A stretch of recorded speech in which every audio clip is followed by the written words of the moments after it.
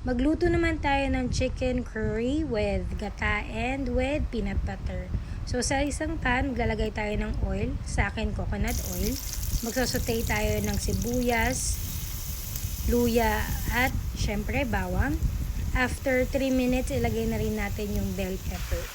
Igigisa natin yung chicken for about 15 minutes. So maglalagay tayo ng patis and also yung pepper. Tatakpan natin to. So, after 15 minutes nga, ilalagay na natin yung gata. Then, maghihintay lang tayo ng siguro 20 minutes. After 20 minutes, ilalagay na natin yung preferred gulay natin, which is yung carrots and yung potato. Hayaan lang natin siya mag-simmer. Pag nag-simmer na, ilalagay na natin yung chicken curry powder at saka yung chicken cubes. Ayan. After 20 minutes, ayan na nga siya. So, maglalagay tayo ng peanut butter. Isang kutsara lang para hindi nakakaumay. Then, after 10 minutes, ito na ang magiging itsura niya. If you like din, maglagay na atswete, okay din. Kasi ako naglagay ako konti para kumulay. And then, ito na ang ating finished product.